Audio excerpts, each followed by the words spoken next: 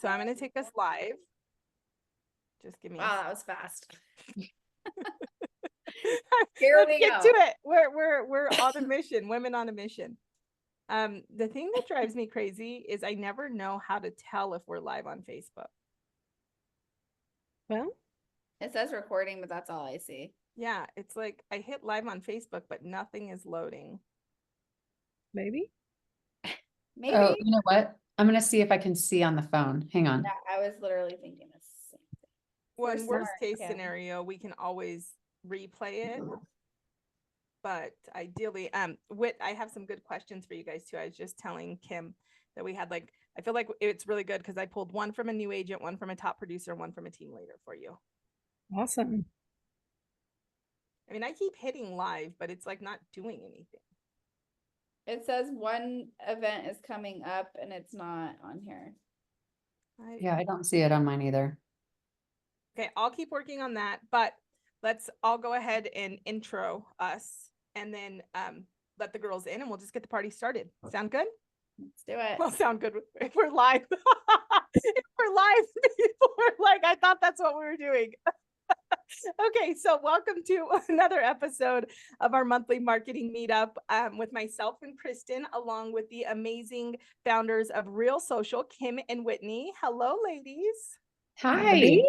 So we are mixing things up a little bit. We're excited because we want to pull our community in further to ask these questions. So we are going to continue to ask the questions that you ask us to ask on your behalf, but now you're also going to have the opportunity to pop in here with us. So on that note, we're going to go ahead and pop in a couple ladies that have joined us, and we'll start with their questions, and then we can obviously move from there to the questions that were submitted.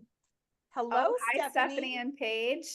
Hi, this is so fun. This is fun. Hey, this ladies. is brand new for us. So Paige, we're got to see your face. Yeah, Paige, you gotta jump on. We want to see you. She's like, I'm out of here. She just exits. So ladies, we're so excited. We're going to be changing things up to where you can hop on live and ask your questions directly to Kim and Whitney. And so we want to start with anybody who shows up live before we go to our questions. So Stephanie, we can start with you. Do you have any questions for the ladies? I don't have any questions. I'm just here for all the good things. Okay. Agreed. Yes, I look horrible and I am sick, so I'd rather not. Fine. Next time you have to. So that's good enough. So that's totally good. Paige, do you have a question? Not currently. I mean, I'm pretty new in all of this. Honestly, I started back in April 1st, actually, which is probably the worst day to start, I think, luck-wise. But yeah, no, that's so far I'm just kind of learning, so we'll see. Cool. Well, we're glad you're here. Yes, we are totally glad you're here. And on that note, since you're a new agent, we'll kick off with the question that we did get from a new agent. So they said, as a newer agent who feels overwhelmed by social media, what are the 3 key types of authentic content that I should focus on creating to attract my first clients and start building trust? I thought that was a really good one. It's almost like I sent it in. I'm just kidding. I did not. No, I actually knew who did, so I knew you didn't, but that was great. I love that, Kim. Whitney, do you want me to start? Go, Okay. girl. So I think this is a great question because I love that it's very real, because I think a lot of times when you're starting anything new, it's hard to even admit that you feel overwhelmed. It's a very vulnerable spot to be in. But I just really feel like if I were starting over, if I were starting now, I would go in all in on social, because it doesn't have to cost you anything. It's time, but you have time when you're a new agent. Whitney and I firmly believe in 5 styles of content. And so I'm going to give you the 3 if you're only going to do 3, because we just feel like the whole point when you're doing social media with a strategy is you want to be on here to attract more clients that you want to be working with. And so you want to build trust with them, because you want, as they get to know you, they're going to like you and they're going to trust you. And that's the whole point, right? That's how they start to send you DMs of like, I think I want to work with you. That's how it works.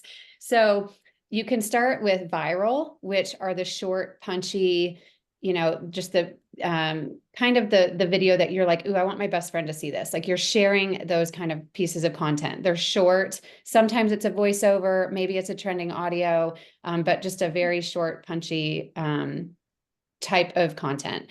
The second one, which is the one that I love, love, love, love, is the value-based content. And for value-based, I would say 30 seconds is an ideal time frame. If you can do it in a little bit less, that's great.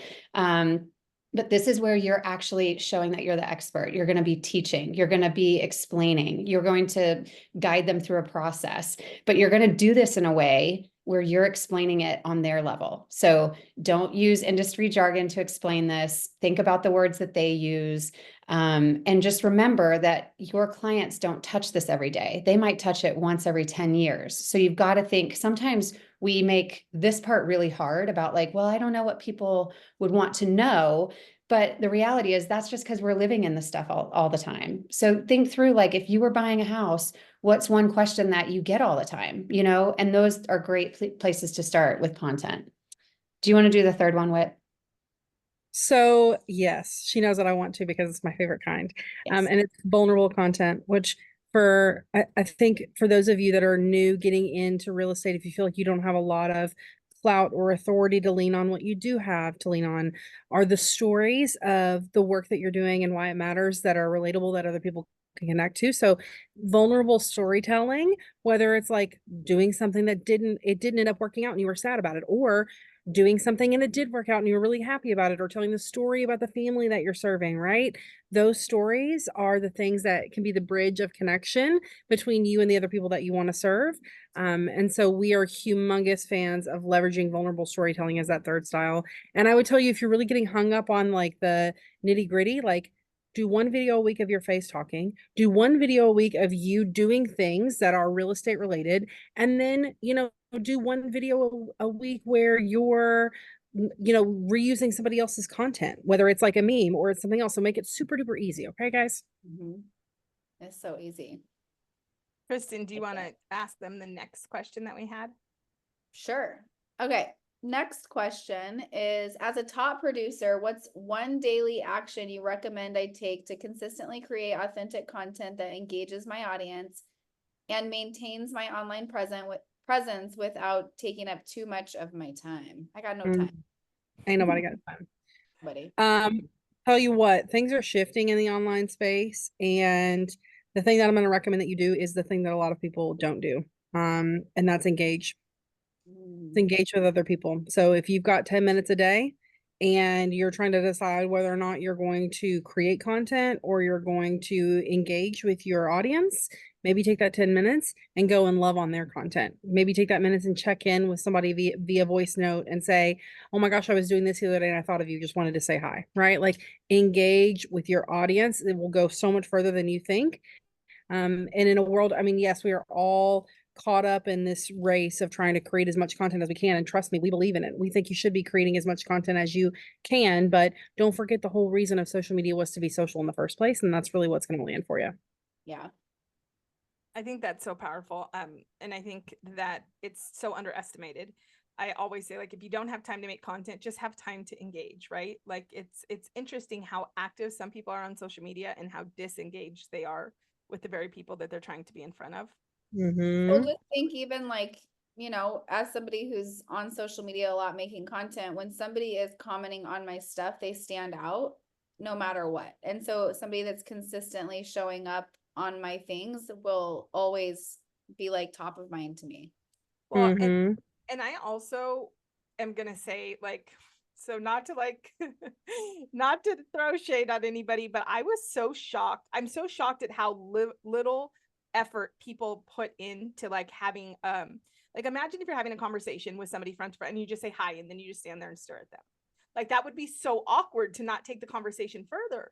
But I feel like so many people do this online. The other day in our group, I posted that I had basically like a come list me. I like they're gonna go. I just need somebody to run this deal with me. And I had probably 15 agents comment, and I just kept waiting for somebody to like make me want to talk to them. I just wanted somebody to like hit me in the DMs and be like, hey, I would love to like work with you. And it took like a day and a half, and one agent did it. One agent. literally it was a deal ready to go. I mean, the same thing with our clients. Like, think about birthdays. How many people write on their walls? Dozens. But if you just take 5 seconds longer and pop into their DMs, like Kristen said, you're going to stand out. So I think it's so important to take like that one step further to actually be personal and one-on-one. And please don't be the person that sends video, happy birthday, singing songs when you don't know somebody. It is literally every time it's my birthday, I'm like, I don't know who these guys are. They're always guys. And somehow they send me a video singing happy birthday. And I'm like, I am like never going to be able to, like, it was horrible. No, sir. No. I also want to throw out one alternative thing that you could do if you had 10 minutes a day, right?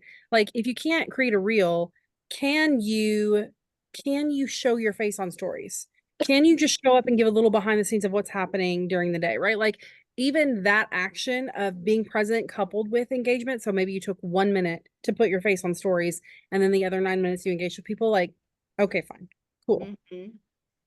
I think my phone, I don't know how this is pinging, and I'm sorry, that's really loud. I got to turn something off. Oh, that's okay. We didn't hear it. You can't hear it. Okay, good. I think, I mean, to Whitney's point, I was like, you know, if you're a top producer, you're working really hard and you're having a lot of conversations, and your business is probably about relationships. And so I just think you still have to touch it every day. I mean, you know, it's like, who wants to do the work? You know? And so I think sometimes you just have to rip the Band-Aid off and say, like, okay, maybe today I don't feel like doing a whole reel, but to Whitney's point, show up and ask some questions, get some people answering, like, just, you know, use this as an opportunity to build the relationship with the person on the other end. It's not about us, right? You're doing all of these things because you're trying to be relatable to the person that you want to be working with. But I just think if you don't show up, it's not going to work. Mm-hmm. That secret agent. Okay, so our third question is from a team leader, and it's, as a team lead, how can I create consistent and authentic social media strategy that aligns with my brand while allowing my agents to express their unique voices? I have so many thoughts. Kim, do you have opinions on this? Sorry, say that one more time. You guys, my phone is exploding. So I don't know, maybe I said something really controversial just now. I'm just kidding. I just wanted to set do not disturb. Okay, go ahead. So as a team lead, how can I create a consistent and authentic social media that aligns with my brand while allowing my agents to express their unique voices? Yeah. Oh my gosh. I feel like we get this question a lot, and we work with teams. And so I just think at the end of the day, if you can be of an abundant mindset and create your brand and let people on your team create their brand, and maybe you have some guidelines of, maybe it's a little bit of tonality or colors or stuff that could be, you know, just like little nods to, oh, they're all working together. But I just think you have to establish your own personal brand. And as a team lead, you're not going to go out into the world and be using the word team lead to people outside of real estate. They're going to know your name. And so I just think you have to leverage your name. Within the industry, you can have, you know, your team page. And if that's about recruiting and that kind of stuff, you're going to have some different content. But I remember when I first, well, I guess kind of like when people really first started jumping on social media, I happened to be on a team at the time. We were not allowed to do our own. And I was like, why? Red So flag. I think those rules have since changed, but I think there are always people that are just going to say no because they don't know. And that's just like the easier thing. But I really, really fundamentally believe that your team members creating content is going to help you because they're going to connect the dots. So there's no reason why they need to be so separate and siloed.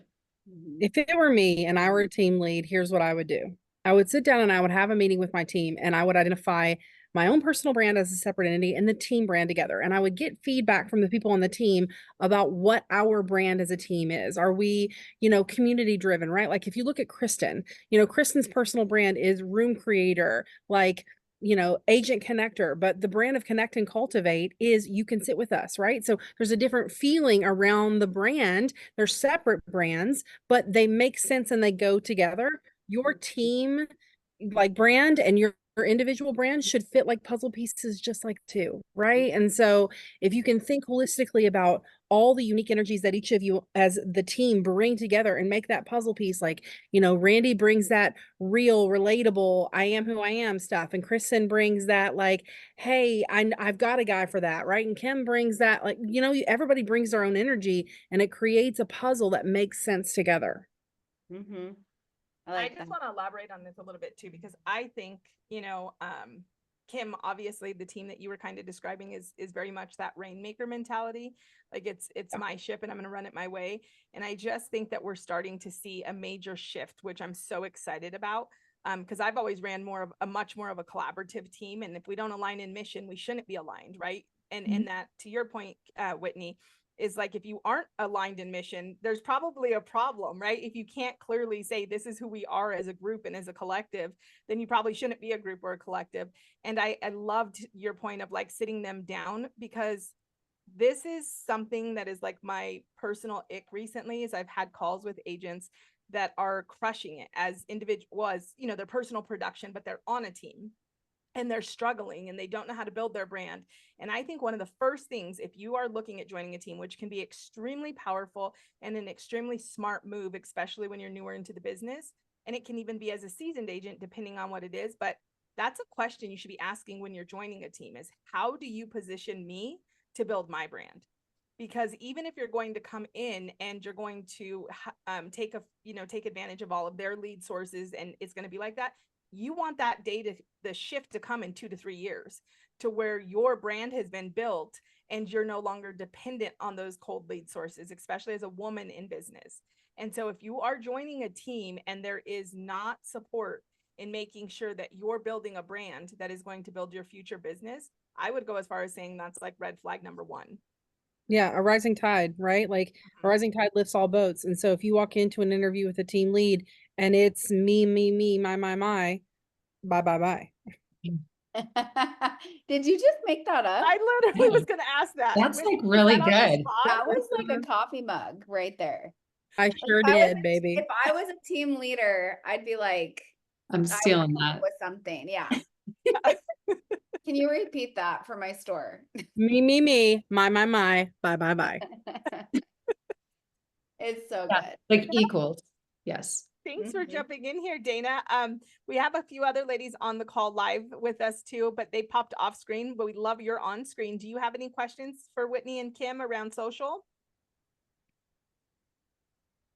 Sorry, I was muted there. I'm in the Children's Museum hiding in a corner. So I would be hiding too. yes. No, I'm just soaking it all in right now. I am a relatively new agent and have really kind of dipped my toe in the water in starting to build a brand. And I have a long history of my background is in banking and finance, and so I have a reputation in the community. I just need to start working on that consistency of building that with the real estate piece. So I'm just soaking this in right now, and I just need to get out of my box and just start doing my thing. What's your Instagram handle, Dana? It's Dana _ like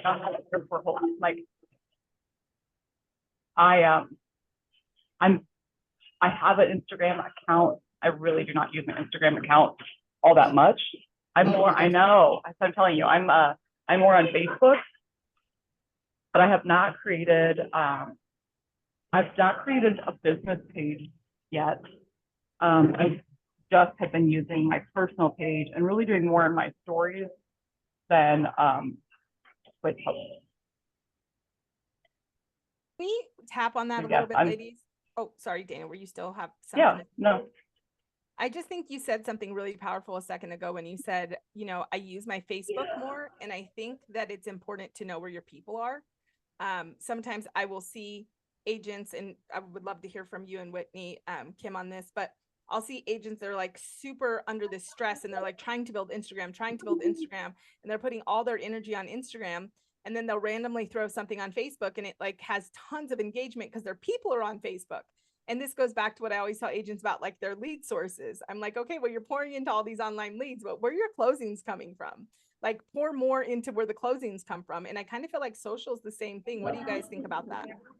Yeah, I agree for sure. You're gonna notice where people engage with you more and what platforms maybe convert a little bit better for you than others. So for example, like you might be growing on Instagram, but you might convert more on Facebook, right? And so then what do you do? Well, I mean, for me and mine, I tell you to put your money where you're closing. Like I would rather you create conversion content all day long than like follow me, get to know me content all day long, right? So I would tell you to go where the leads are that are converting. Does that mean that you ignore building a following? No, it just means they're at the beginning of the phase of getting to know you and building that trust with you. So you're at the earlier on like trust building stage, whereas on Facebook, maybe they've known you for 10 years. They've seen you through career changes. They know you're excellent at what you did before, and you're going to kill it for them now in real estate, right? So I would say and not or, but throw more weight where it's going to get you business now as you're growing.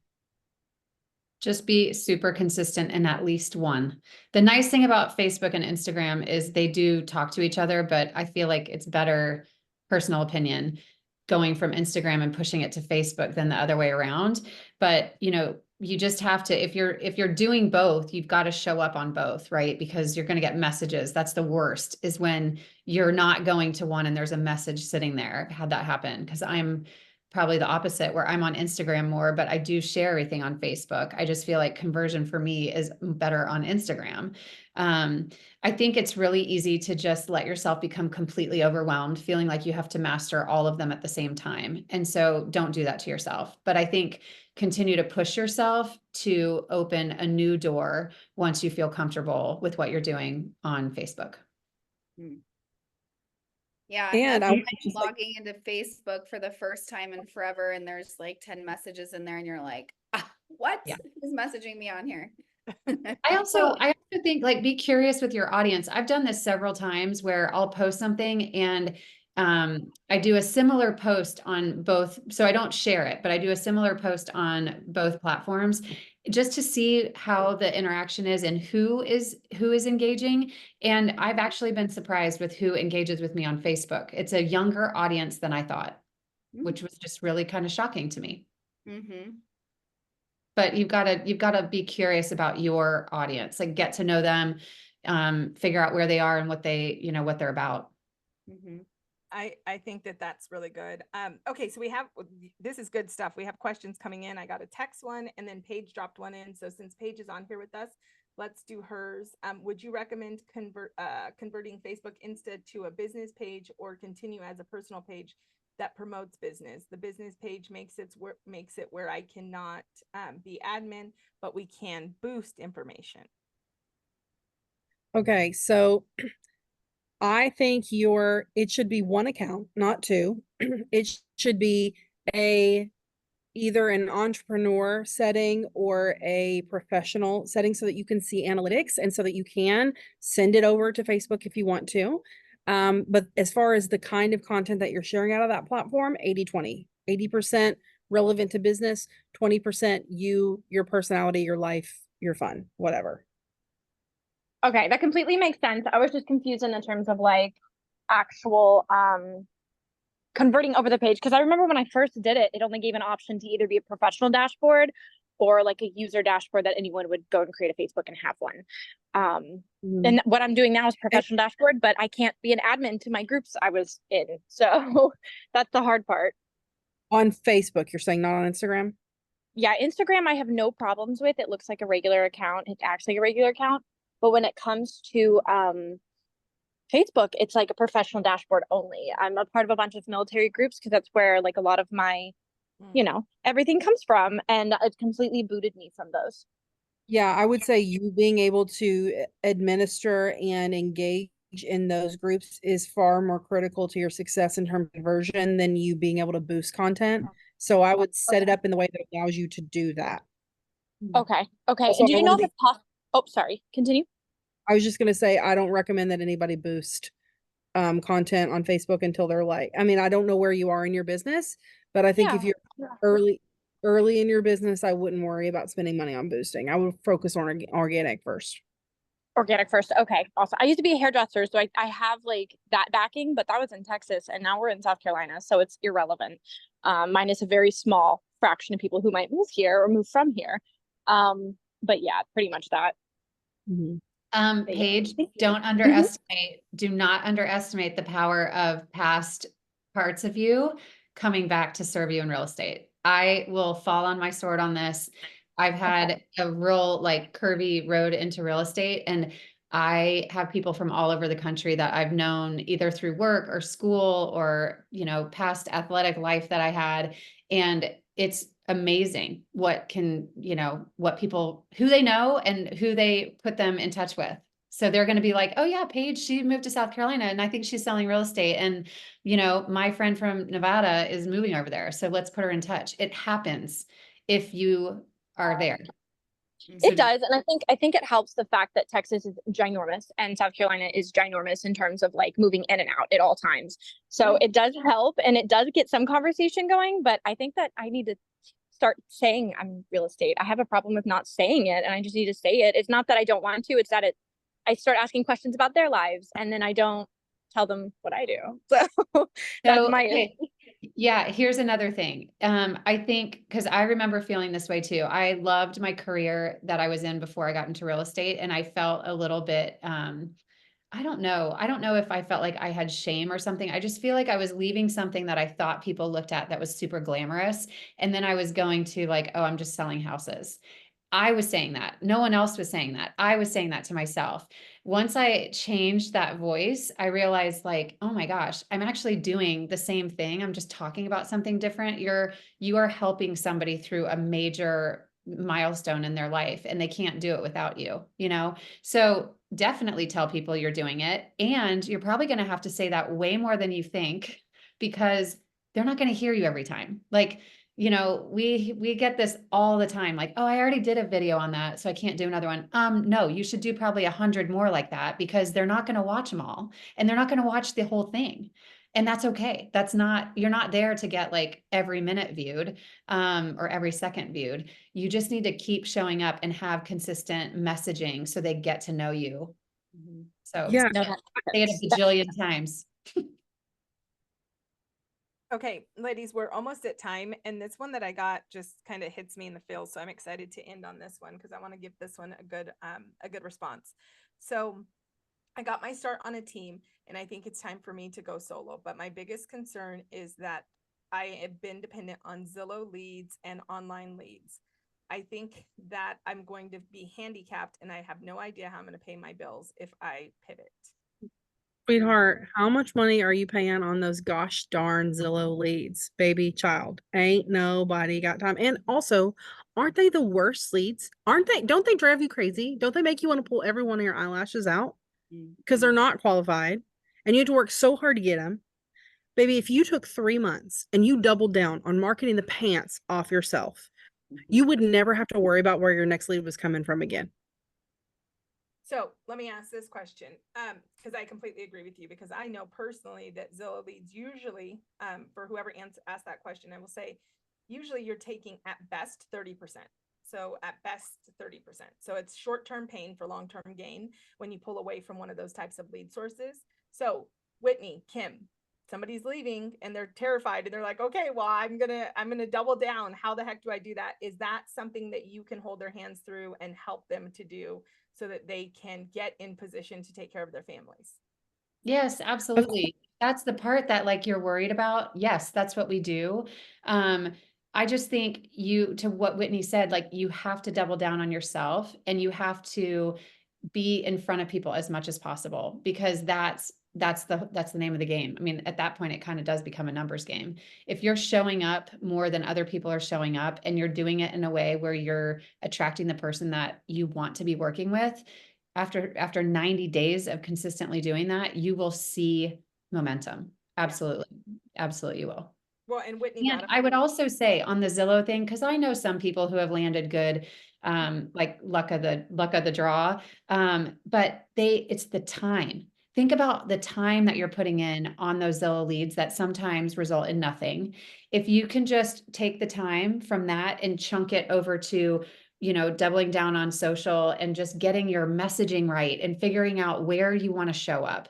And then doing that, I would bet money on you all day long.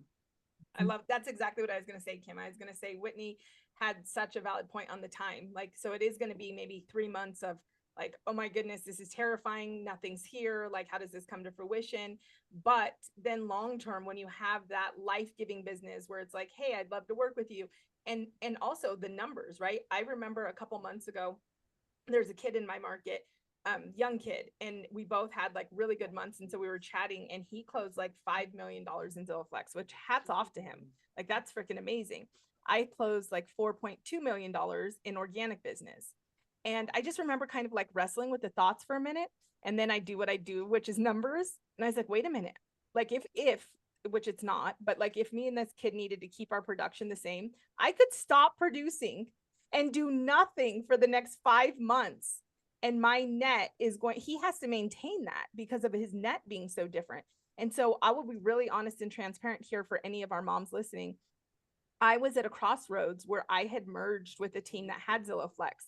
And I knew that the market was changing, and I knew that buyers were changing, and I've always been buyer heavy. So I was like, okay, where am I going to replenish this source? And I was leaning towards Flex.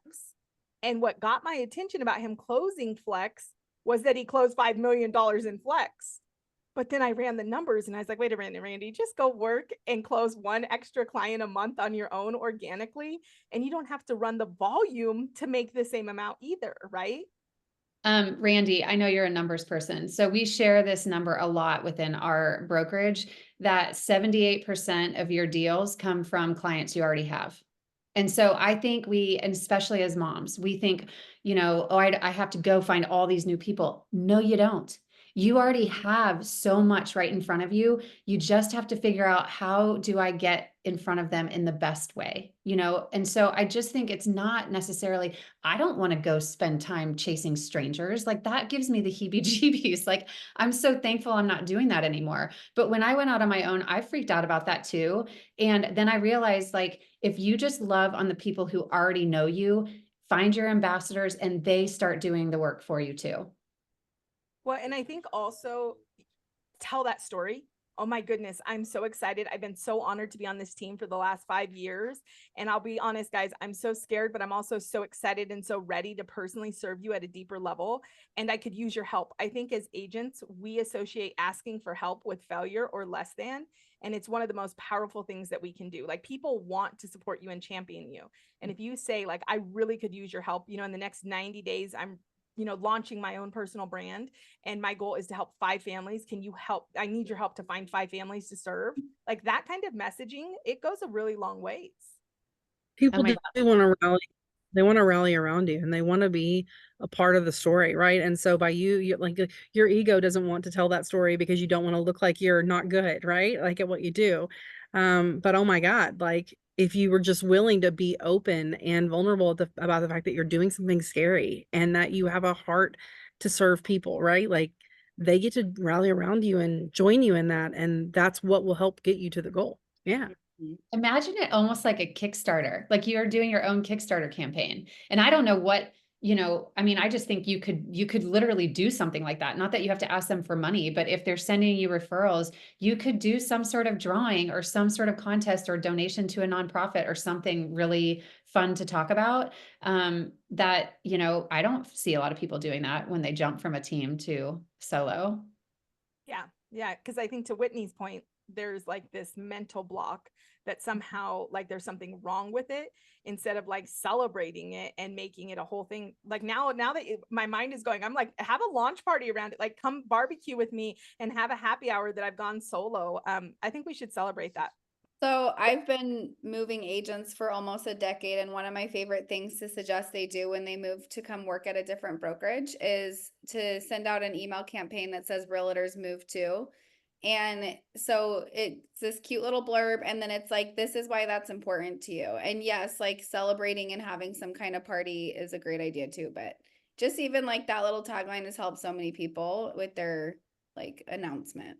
So I cute. love that. Love that, because I think we get tripped up about people carrying probably like broker to broker, like what, all of the ins and outs of that, consumers don't necessarily care, right? don't But care at all. but they care about you. And Yeah. so just knowing that you're making a move, and you wanted to tell me that, I'd be like, oh my gosh. I mean, I would instantly reach out to you and be like, tell me more. I just think I love that realtors move too. That's awesome.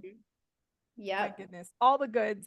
Well, ladies, as always, thank you so much for joining us. Just to recap, in case you're just tuning in, we are pivoting our monthly market meetup, and we're allowing you to jump on here with us. So thank you to Dana, Stephanie, and Paige who jumped on here. So you can jump on every month and ask your questions live. And then if you're still not able to attend, don't worry, we're going to keep these streaming.